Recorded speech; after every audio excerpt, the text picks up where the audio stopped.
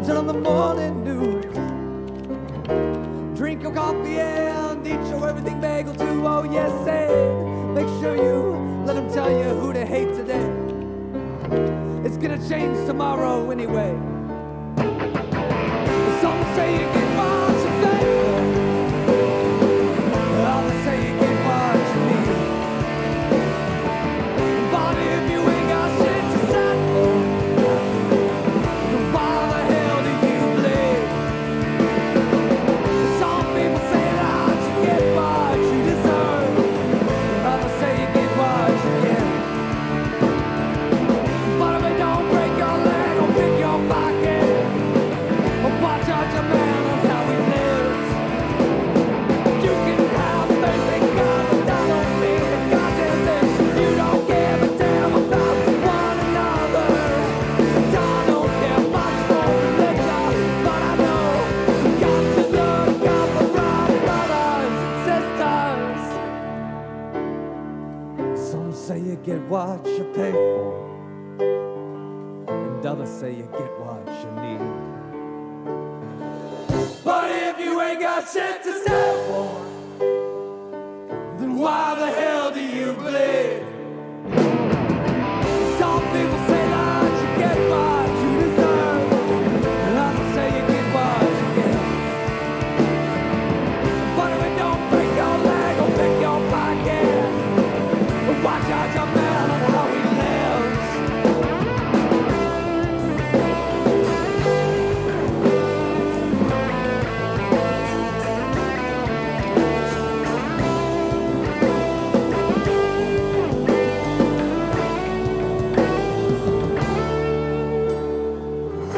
So go ahead, turn on the evening news.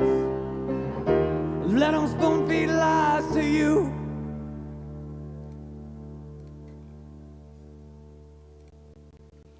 Hey everybody, welcome to Booze-A-Doos. It's just me, Jonathan Fleissner here tonight. Hope you guys can hear me and see me alright. Wasn't able to really get my check done to see if audio was looking good today because I was rushing home. Because your boy just got back from work, which I'm stoked about. If you're tuning in, let me know if you can hear me, if it sounds alright.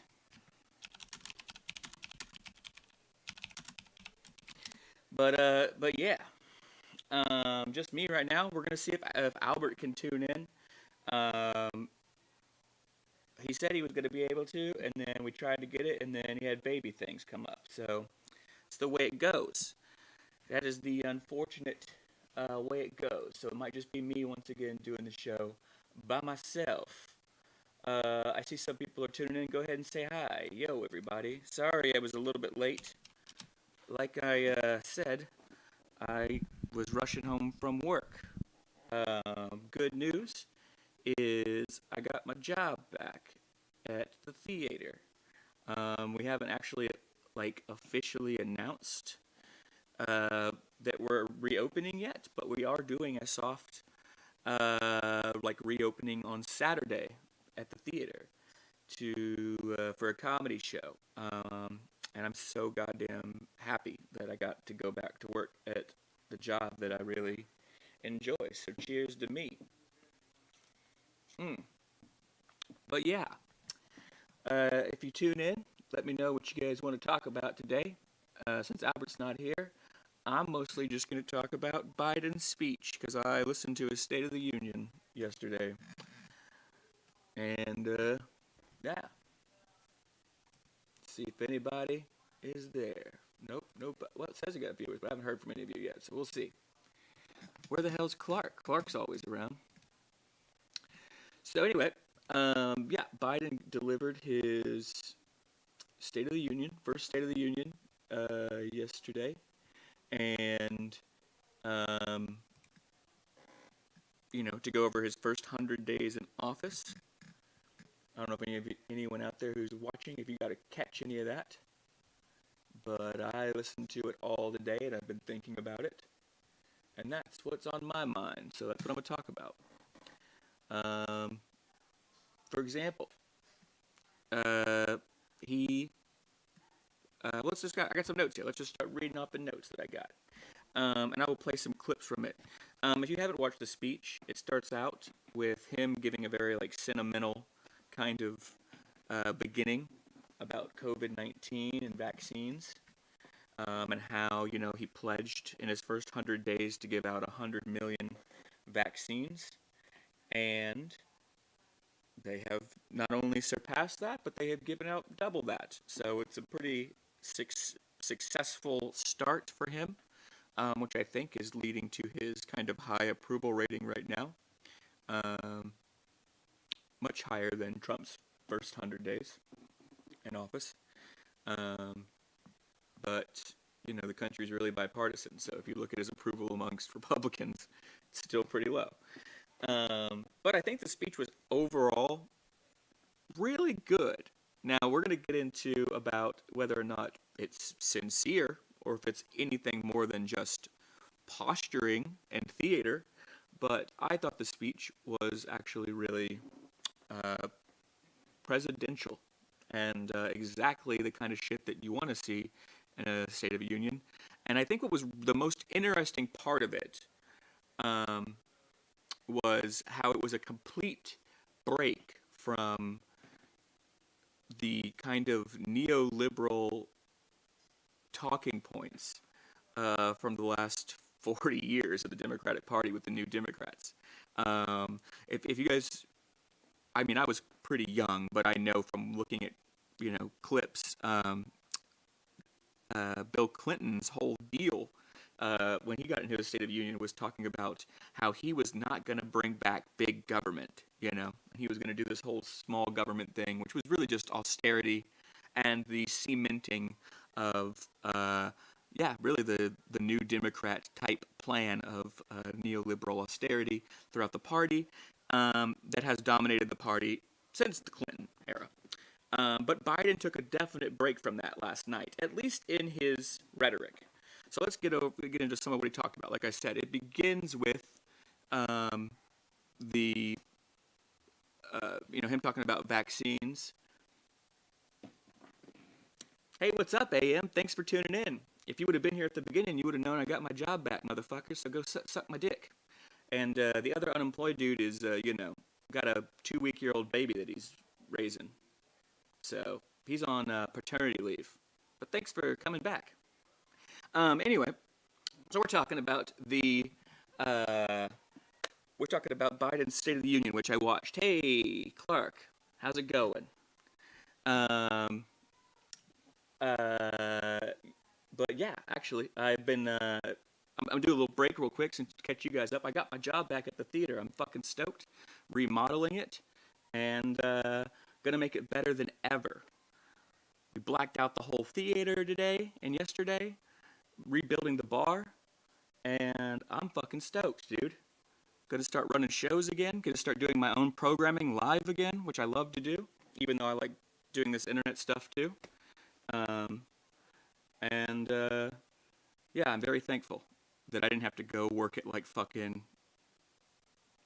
whatever, Walmart, Amazon. So anyway, talking about the State of the Union. If you guys didn't watch it, it was pretty good. It was pretty good, man. There's a lot of stuff I want to go over that he says in there, and I want to talk about whether or not it was just posturing or, if there's going to be actually any chance that any of this shit that he talked about passing, because I think overwhelmingly, that most of this stuff America agrees with. So, like, the first thing that he started talking about was the economy. And in talking about the economy, he asked both chambers of Congress to pass the PRO Act. And if you guys aren't unaware of what the PRO Act is, that is basically a pro-union act that does a lot of great things for unions, like it lets well, first of all, it gets rid of scabbing, which is a big issue with union busting. Because if you know anything about unions, if you have a strike or unions try to organize, you can go in and you can hire these people to come in and replace people, and you don't have to address any of the fucking concerns that the workers have, which could be very valid concerns. Like, I don't know, maybe like Amazon, like not having to piss in bottles and shit in bags, for fuck's sake, and have a little bit of dignity. But, yeah. There's also extends the PRO Act extends like the ability for franchises to unionize, which does not exist right now. So if you're a fast food employee and you want to like make a union for McDonald's, you can't do that because fucking they don't consider those to be all one corporation because it's franchised. So that's pretty much bullshit, and that keeps those people's wages stagnated. And then you also have in the PRO Act an ability for these gig workers, people who work for like Uber and Lyft and all of these gig type economy, which is huge right now and employs millions of people. It gives them the opportunity for the first time in American history to unionize. So these are all very important things. The next thing that Biden talks about on the economy is a $15 an hour minimum wage, which I found pretty funny that he even brought it up because he kind of fucking just abandoned it during the America Rescue Plan, where it was supposed to be a part of there, because of the parliamentarian and whatnot, and which is all just bullshit. But I did think it was interesting that he brought it up because, of course, we need $15 an hour minimum wage. Let's see, we have some comments here. Who's watching the NFL draft? Not me. Why the fuck would I watch the... I don't like the NFL, bro. And it has nothing to do with kneeling or any of that shit. I don't like football, really. If I was playing fantasy football, I'd get into it, I guess, because I like games. But I don't really like football. Texas got a third round 67th pick. Woohoo! That sounds terrible. Yeah, dude. Wayne's World. Wayne's World. Could I get Albert a job at the theater? I mean, I can hire whoever I want. I'm the fucking boss, baby. So yes, technically yes. But, in fact, actually when I was working at the theater before, Albert had a, weekly show that he did there, that was, actually had two for a while, but then he had one show, that I had booked for him, and it was called The Mystery Box, and it was a prop comedy, stand-up comedy show, and it was really interesting. There really wasn't anything else like that going on here in Houston, so maybe we'll bring that back. We'll see.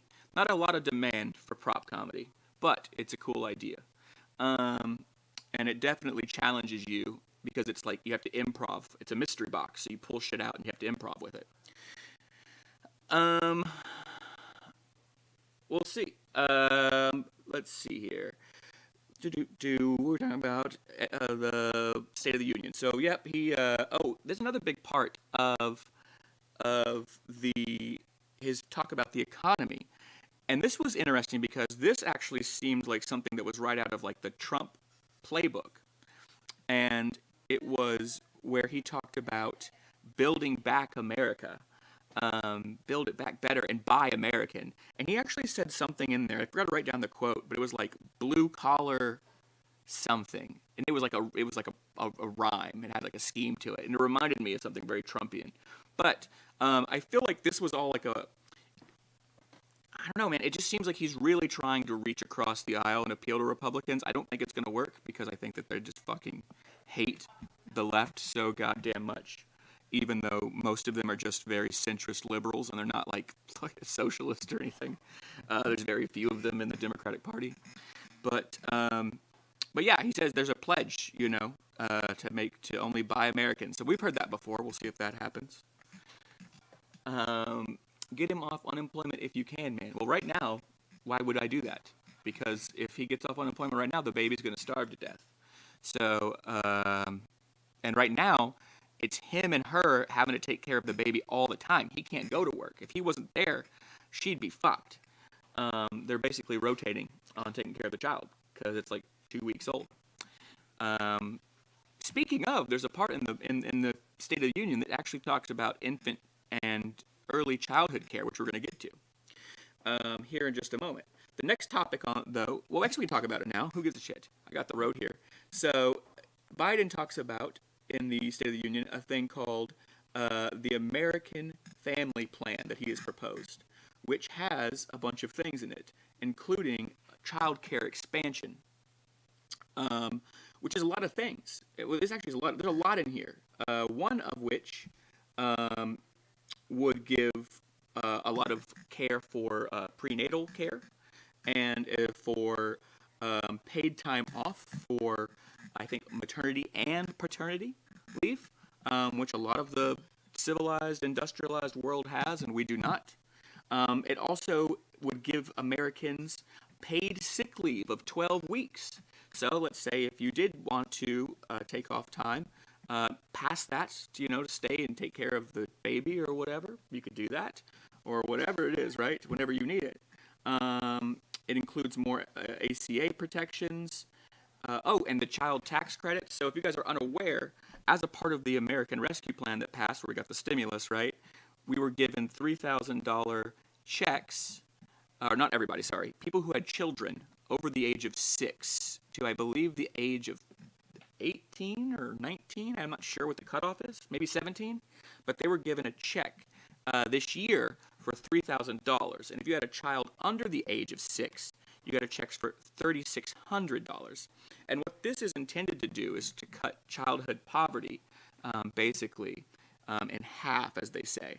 And the thing about this provision is that it only is good for this year, 2021. He is asking House and Senate to actually extend this to 2025. And that's a pretty bipartisan position, actually, because actually this tax credit was originally suggested by Republicans, and it was adopted by Biden. So we will see what happens. I mean, I think that most Americans would agree that that's a good idea.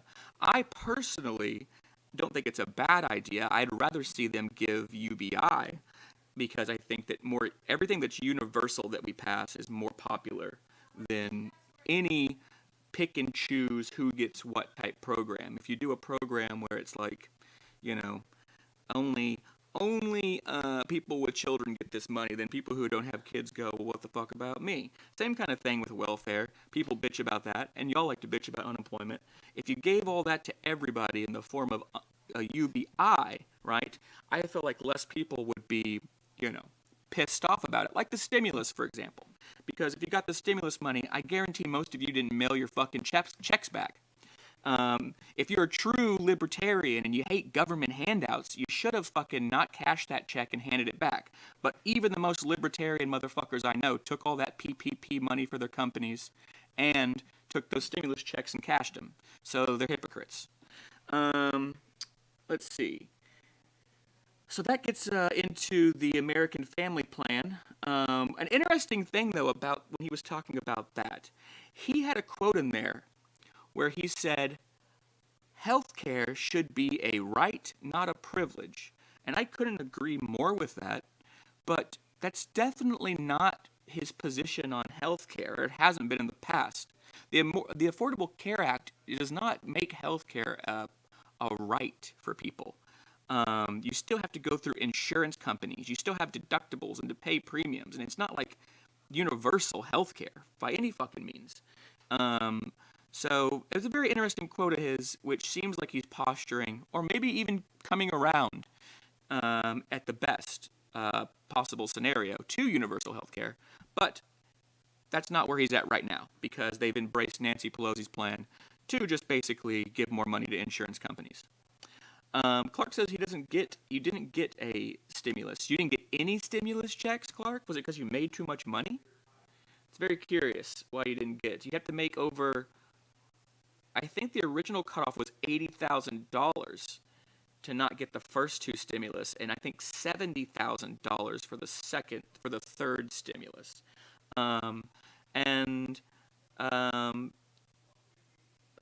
My position on that was that you should give everybody the stimulus no matter how much money they make, and if they didn't need it, then, let's say you made over $80,000, right, and you didn't need that stimulus, I think they should take it out of your taxes. But that's why I believe in universal things, because you could have gave it to everybody, and then if they, made over $80,000 a year, just taking it out of their fucking taxes.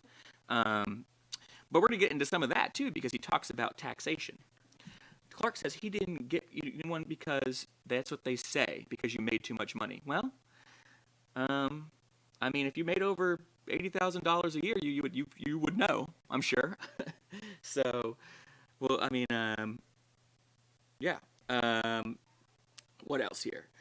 He talks about, we were all talking about healthcare. Oh yeah, he does talk about, there's an interesting part here where he talks about funding the NIH and doing defense research, and doing the NIH similar like we pay for defense research. So our defense research program, I forget the name of it, but it's the thing that like developed like the internet and GPS and all this weird shit, right? And he's talking about having like a special branch of the government that would do specifically like super advanced healthcare research. And a lot of this I think is coming from like, we just developed this mRNA vaccine, which is amazing. The potential, I think, of it is crazy. I've heard scientists saying that this could be the thing that, maybe potentially cures cancer, can cure HIV, can cure malaria, things that we haven't really been able to get rid of in the last century, and or that came out of the last century, like HIV, for example. And so, very interesting type proposal there. I think the fucked up thing, though, is that if we do that and we don't make the intellectual property free, then the rest of the world's going to get fucked. So, anyway, what else did he talk about in this thing? Oh, speaking of kids and stuff, because Albert just texted me and he said that he can't do the show right now because the baby is sick or something. It's got to get the baby some medicine, and his wife isn't feeling good, so he's doing dad duty. I was hoping he would be able to tune in at some point, but you're just stuck with me, guys, until I can find a temporary replacement host, and I have some people in mind. We'll see. Let's see. Oh, speaking about children and stuff like that, he talks about education in his State of the Union, which was really interesting to me. He says that he wants to make preschool for 3- and 4-year-olds free. Now, that's a very bipartisan issue as well. In fact, that's been proposed by, I think, Marco Rubio before Biden adopted it. So we'll see if that can pass. The problem is I think a lot of this is going to get lumped into one plan to try to pass it all. I don't actually think that's a problem. I think it's the right thing to do, because I think Republicans are just going to vote no on everything like they did before. Like every member of the fucking Senate voted against American Rescue Plan. Every member of the House voted against the American Rescue Plan because of deficit hawkery, dumb bullshit. Speaking of, in the State of the Union, Biden says at one point, he calls out trickle-down economics. I think I might have that clip. Let's see if I have that. But he's like, it never worked. Fucking stop talking about it. And it's funny because he definitely came out of that Reagan era. He was one of those new Democrats that kind of embraced austerity. But it does seem like he's coming around to some sense on some shit. But yeah, preschool for 3- to 4-year-olds, I think that's a great idea. He also says, he goes in this long speech about education. His wife, Jill, is or I should say, people sometimes Dr. Biden, but she's, a teacher. She has apparently, very opinionated about education, and he quoted her at one point saying, if any country that educates their populace more than America does is going to pass us up, and that is inevitable. That makes sense. He talks about in his speech how what made America combative in the workplace and in the workforce was that in the 20th century, we made elementary, middle school, and high school, 12 years of school, public school, free. And we were like the first nation in the world to do that. And yeah, it really made us competitive. But we know now that that's not enough. A lot of these more technical jobs are requiring higher education, whether it be trade schools or college or, hell, undergraduate degrees and master's degrees. You know, if you're going to be a doctor, you have to go to fucking medical school and all that. That's why education is important. Now he says in his proposition, he wants to make community college free, and I think that's totally doable. And I had this discussion with my family the other day about how statistically community college has brought more people out of poverty than regular college, than any other college. Because it is the most accessible for people who are poor to get, and the success rate of people who finish it is higher, and those people typically do go on to get four-year degrees after community college as well.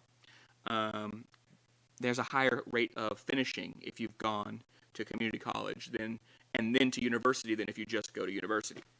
So yeah, I think that all should be free. I think that fucking 4 years of college should be free because parts of the industrialized world, like Germany and Spain and I think Brazil, have already made that move. And I think if we are not doing what they're doing at least, and we should be doing more than what they're doing to be competitive.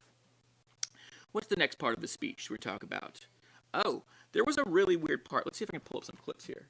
There's a really weird part where he like flexes on China, and he got some like the standing ovations from both the Republicans and the Democrats. So let's see here if I can find where is this at? Well, anyway, there's a part where he's talking about how he's going to be tough on China, and he's got the generals standing there, and like Lindsey Graham stands up and starts clapping. But then as soon as they start talking about Russia election interference and start talking about pulling all the troops out of the forever war in Afghanistan, as he calls it, and nothing on the right. I think one or two Republicans stood up and applauded, but that just shows how warmongering that side of the aisle is. It's that which brings me to a point. I'm gonna show a clip here in a second. After we talk about the military, but they did this like social distancing thing at the State of the Union. I thought that was freaking stupid. I think that was nothing more than like posturing and virtue signaling or whatever, because I know those people have all been vaccinated, right? Like, I don't even know if you're allowed to be in the Senate or whatever if you haven't been. Maybe Marjorie Taylor Greene or some of those like real nut jobs haven't gotten it. I'm not sure, but I'm pretty sure that they've all been vaccinated. So you don't have to sit like 30 feet away from each other. That was silly. But when he was talking about the military and pulling out of Afghanistan, we'll see if he actually does that. That was his, rhetoric. They said they're going to get all the troops out by September. I'll believe it when I see it. Joe Biden also promised that in 2014, if you remember. So we'll fucking see. There was a really interesting quote at the end of him talking about the military, though. And talking about the war on terror in Afghanistan. And he starts talking about how now we need to focus on basically domestic terrorism. And he says, like in quotes, like white supremacy is terrorism. And that gets into this bit about George Floyd. And we're coming up on the anniversary of the death of George Floyd. And talking about police reform. And how the COVID-19 Hate Crimes Act had just passed, and how he urges the House and Senate to, start really considering police reform, which is obvious that we need it, man. Regardless if, you may not like the slogan of defund the police or any of that, and I think that it was a poorly worded argument to phrase it that way, but it is also hard to have a chant or whatever and be like, let's allocate funds for the penal system and criminal justice system. It just doesn't roll off the tongue as easily. But they need to figure out a better slogan. But that's what the whole premise is. He also talks about the Equality Act in this segment, where he talks about LGBTQ rights, and how he actually had a really heartfelt kind of moment. How he's like, "I'm your president. You don't need. I'll be here to protect you." And that was, and I genuinely do believe that he is a pretty staunch supporter of LGBTQ rights. He was one of the first on the left, before Obama and many of the left, to advocate for equal rights and marriage and all of that. So I do believe him on that point. We're going to play a clip here real quick, since I've got it pulled up now, of him talking about taxation, because this was probably my favorite part of the entire speech. Let's see. Okay, here we go. And pull the window up. Where is the thing? There we go. Okay. And then I gotta go here, and I gotta go this. Okay. I can actually full screen it. Cool. Pay your fair share. A recent study shows that 55 of the nation's biggest corporations paid zero federal tax last year. Those 55 corporations made in excess of $40 billion in profit. A lot of companies also evade taxes through tax havens in Switzerland and Bermuda and the Cayman Islands. And they benefit from tax loopholes and deductions for offshoring jobs and shifting profits overseas. It's not right. We're going to reform corporate taxes so they pay their fair share and help pay for the public investments their businesses will benefit from as well. Watch this, though. Watch this. Watch Mitch McConnell's face. We're going to reward work, not just wealth. We take the top tax bracket. I'm going to pause it real quick. So if you can tell there, all right, so Mitch McConnell's face. There was a cell phone that went off right as soon as he said that. So I'm sure, some of the wealthiest donors that donate to the left as well and the right, because those are the motherfuckers who run this country, the wealthiest, top 0.3%, special interest billionaires that are lobbying for everything. You could hear his cell phone go off right at that moment, and I thought that was ironic. I mean, I'm just speculating, but I'm sure it was them calling to go, this motherfucker ain't serious, right? He ain't really gonna make us give up all of the money that we've made exploiting everybody and not paying our taxes, right? But he had some really interesting points there. 55 of the nation's wealthiest companies paid zero fucking dollars. I saw a study that came out recently that said that 1/5 of what was it? It said that almost $1 trillion a year of taxes are not paid by the top 0.3% of our population, the richest. The extremely richest people, they don't pay their fair share of taxes up to the number of almost $1 trillion a year. And this is at the tax rate right now. This is without even raising taxes. This is at the tax rate that Donald Trump set when he lowered taxes in 2017. Clark says get Jesse Ventura as a guest. I would love to get Jesse Ventura as a guest. If any of y'all can help me get Jesse Ventura as a fucking guest, I would love that. Jesus, that would be great. I do need to start trying to reach out to some high-profile guests and get them on. High-profile. I'm not gonna get anybody high-profile. Let's start with some low-profile guests and get them on, and then we'll work our way up. Maybe I'd be more likely to probably get Ace Ventura on this show than fucking Jesse Ventura, to be honest, okay? But yeah, that was a really great part there. Let the taxes.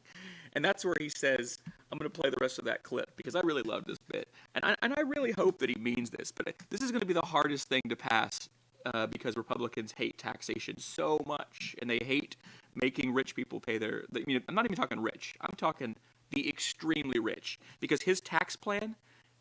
It doesn't even increase Biden's proposed tax plan does not even increase taxes on anybody who makes under $400,000 a year. And then it only taxes the money that you make after $400,000, not even the first $400,000. And then there's another tax hike at $1 million. So it's after the first million. So it's fucking crazy that people even bitch about this shit. But let's play the rest of this clip because it's really good.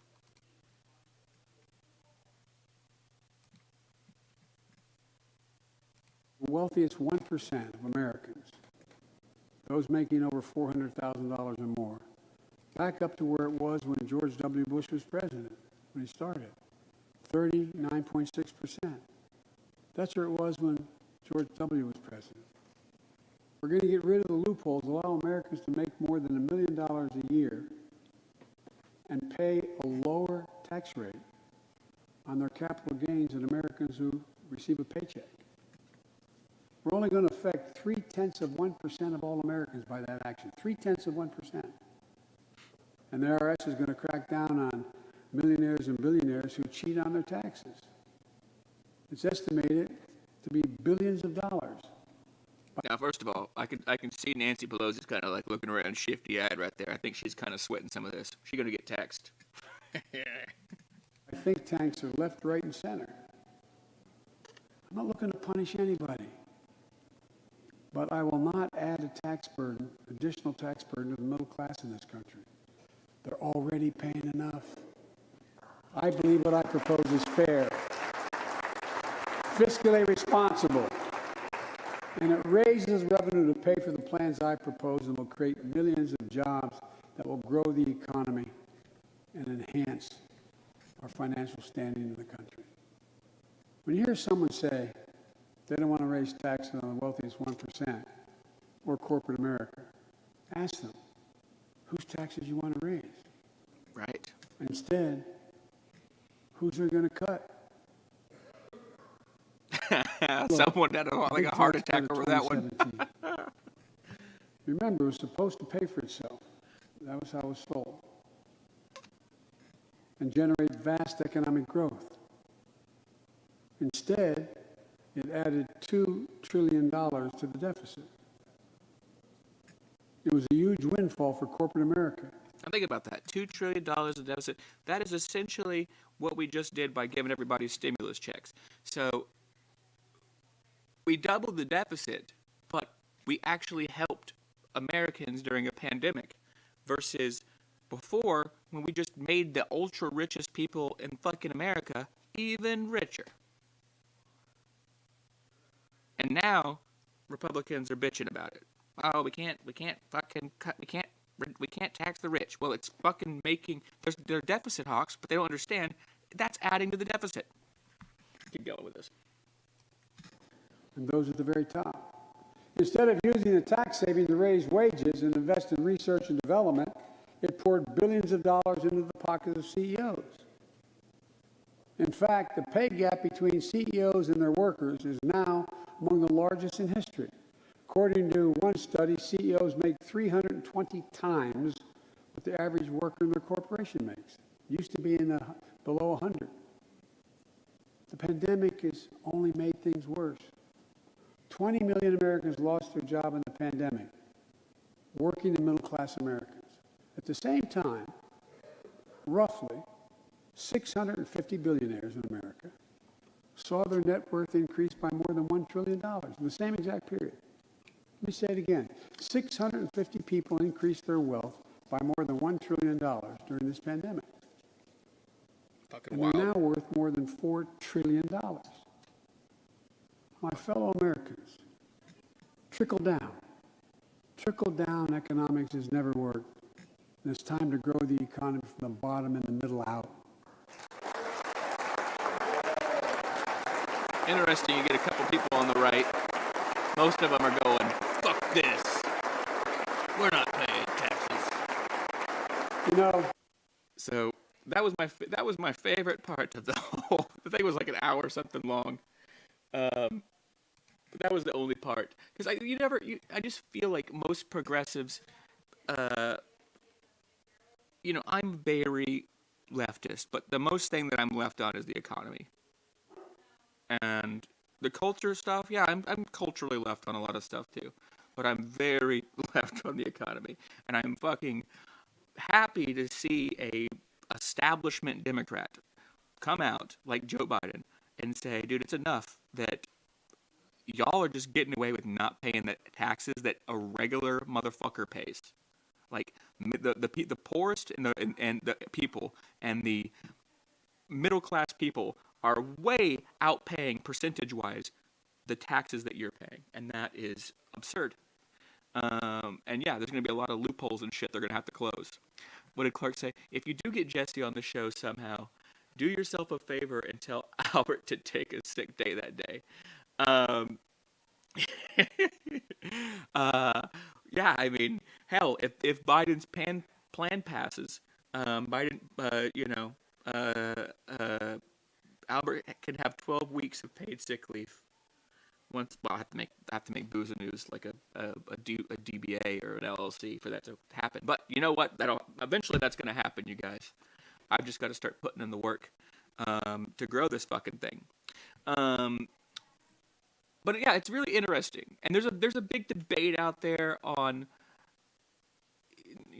not taxing the rich because they're the ones that create the jobs, and if you tax them, then they won't create the jobs. It's all bullshit. Trickle down economics, like he says, it's never fucking worked. It's always been bullshit. Trickle up economics, that's how things work. Just look at what happened during the pandemic. We gave everybody stimulus checks. What happened to those fucking stimulus checks? All that money, right? Everybody spent it right away, and it went right into wall. It ended up somehow, right? Once it was paid in rent or whatever, and it went to the landlords and they paid their shit, it ended up back into Wall Street, making the richest motherfuckers in this country richer. It ended up paying for a bunch of Amazon and a bunch of bullshit. And that's what this society is. We've always had trickle up economics, and I don't know why they ever thought anything else. So yeah. Let's see. There's only a couple more things he talked about in his speech. There is an interesting part here. I'm gonna see if I can find it. At the 5:53 minute mark. Let's see, 53 minutes. Where he talks about gun violence, and I've talked about this a lot on the show, but I want to quote him here, and I've only got a few more points before I leave, so we're gonna quote this.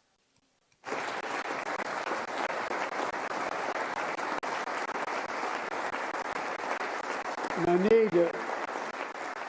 need not tell anyone this, but gun violence has become an epidemic in America. The flag at the White House was still flying at half-mast for the 8 victims of the mass shooting in Georgia, when 10 more lives were taken in the mass shooting in Colorado. And in the week in between those two events, 250 other Americans were shot dead in the streets of America. 250 shot dead. I know how hard it is to make progress on this issue. In the 90s, we passed universal background checks, a ban on assault weapons and high-capacity magazines that hold 100 rounds that can be fired off in seconds.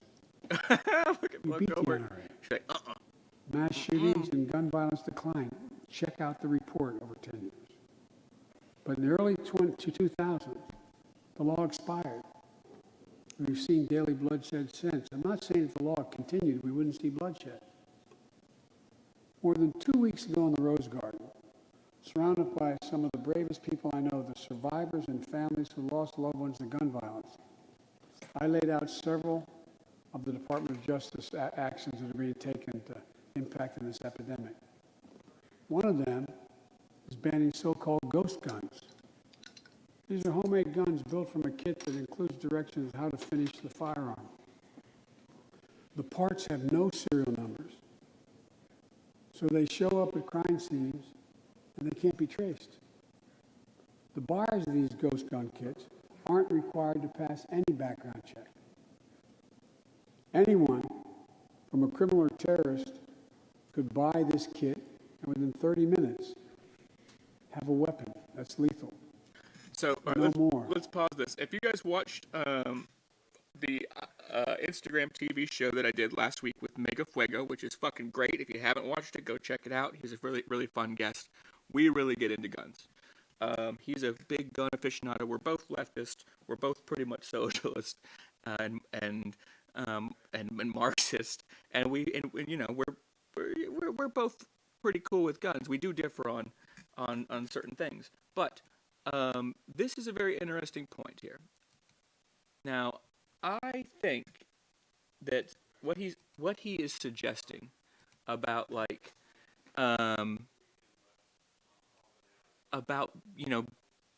taking away these ghost guns, as he calls them, these where you can buy these kits and assemble the guns that don't have serial numbers or whatever. And I remember Mega was talking to me about this, and I was kind of drunk and how it works. I do think that it makes sense that should be regulated. I mean, I have no problem with regulation. Now, outright banning shit, I think needs justification. I think it needs justification on why you can't have a car or a gun or whatever reason, it may be. But I think it's crazy that you can do this. Now, the other flip side point, which we talked about on Instagram, was that if you can 3D print these things, right, then how the fuck do you actually enforce this, though? Because that's the thing, man. If you can make these things at home, then there's really no way to prevent any of this shit. And we're getting to that point now. It's really interesting to think about. So that's just something a contrarian kind of. It's a way of me playing devil's advocate to my own point, I guess, and saying that I don't think that's, man, as much as it would be good that we regulate some of this shit, I don't know how the fuck we can do it if you can make these at your house. Let's see, we got some comments coming in. Jacob tuned in. Hey, thanks for tuning in. The only trickle I want is to do a trickle piss on Reagan's grave. I'm fucking with you, man. I'm with you. Yeah.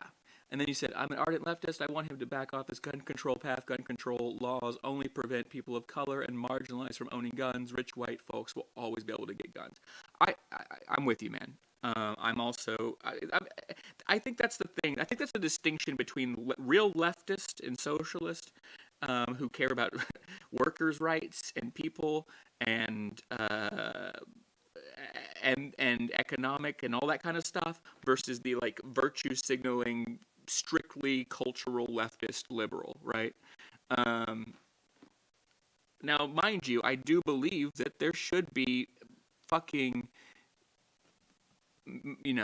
measures involved to make sure that a guy, who has a history, right, of mental disorders or fucking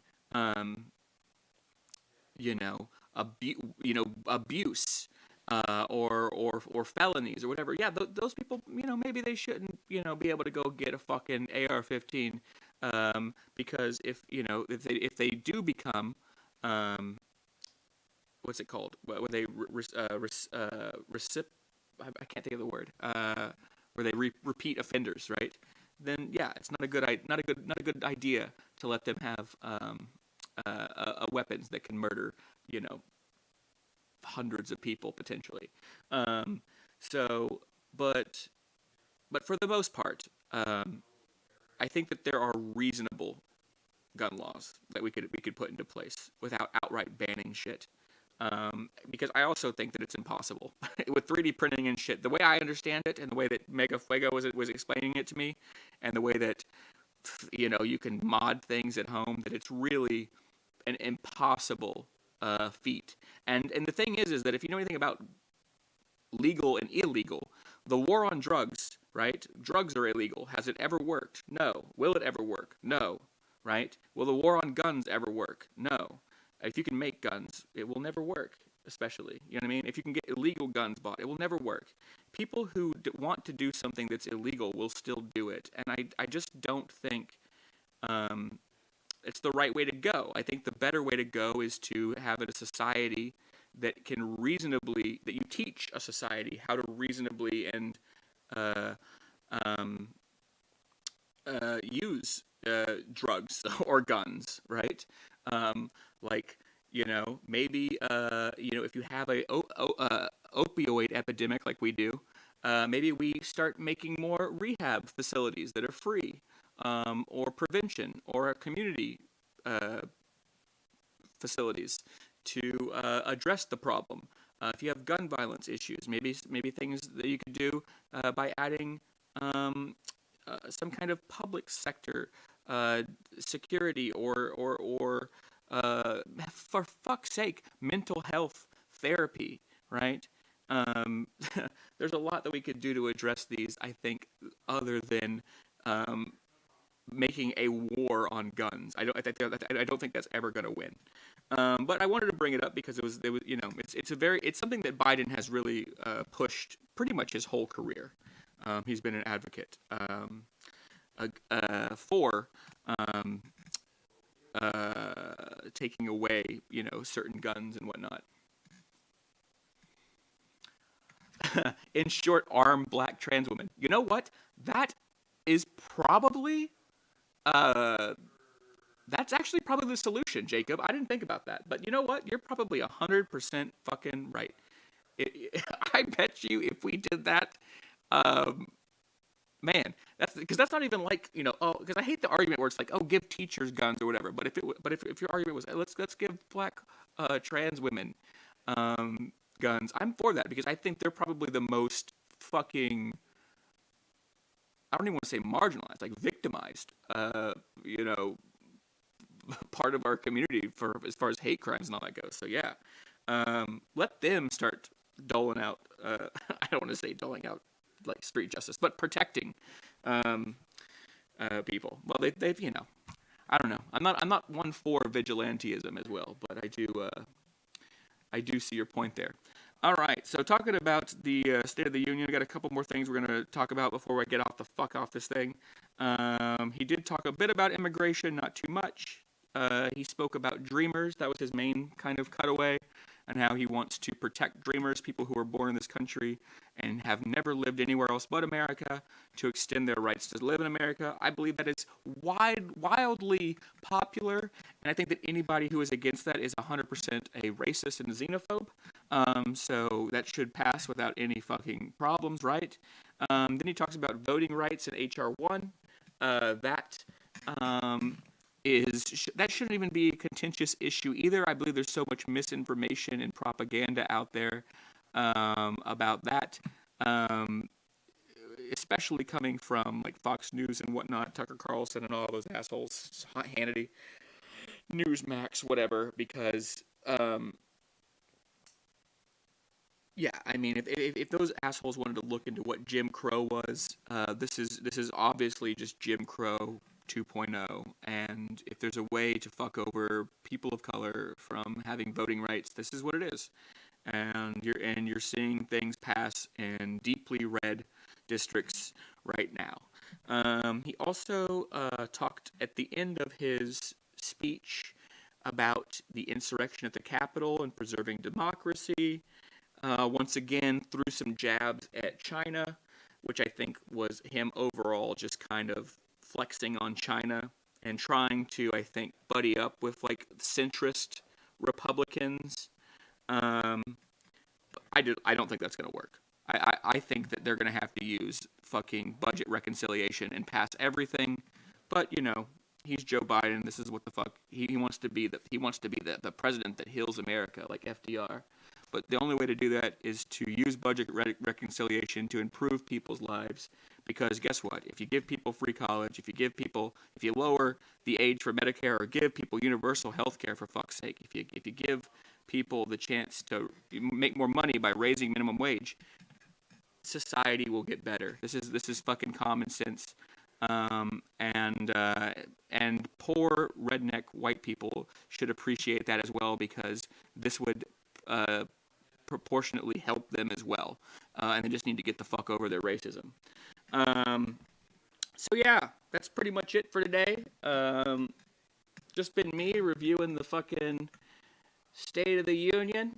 which like I said in the beginning, I think was a lot of posturing and theater, but it was a break away from the traditional new Democrat, neoliberal rhetoric that I've heard my entire life, that started in the 80s under Reagan, that was, really popularized by Bill Clinton, where he talked about getting rid of big government and all that shit. That's not the Democratic way, man, and it never has been.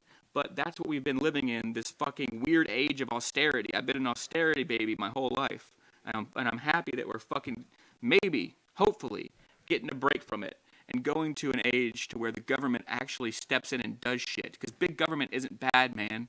Because big government does things that actually, like, makes jobs and, can regulate fucking pharmaceutical companies and fix shit, tax rich people, make them stop getting away with shit. So we'll see what the fuck happens. I will be back next week, 8 p.m. Central Standard Time on Thursday, maybe with a new co-host. We will see what the fuck happens. If not, and I'm not replacing Albert, by the way. He's just got a lot going on with his kiddo. But I really hate doing this show by myself, even though I like talking to you guys and I like talking about the news and whatnot. But on Sunday, I am going to be doing a show on Instagram TV again, which is Booze and News Interviews, where myself and Albert, hopefully, interview a guest. Like I said, we have an episode up on our Instagram with Mega Fuego from last week. It's really good if you want to go check that out. This week, we have another good guest lined up to talk about a lot about the pandemic and comedy and where it's been, and sketch comedy and whatnot, and just the economy as well. And so tune into that. That is going to be 8 p.m. Central Standard Time on Sunday, and we eventually will be putting that on Spotify, iTunes, and everything else, Anchor. I've already started working on it. I just got to make some jingles and whatnot, so it actually doesn't look like some shit that I made in my fucking garage, or sound like it, for example. It sounds a little bit better. So I'm working on it, you guys. Thanks for tuning in. I appreciate it. I appreciate your continued support as I try to figure this shit all out. Especially as I get back to work and my time becomes a little bit more limited. So thank you very much, and I'll see y'all next week. Cheers.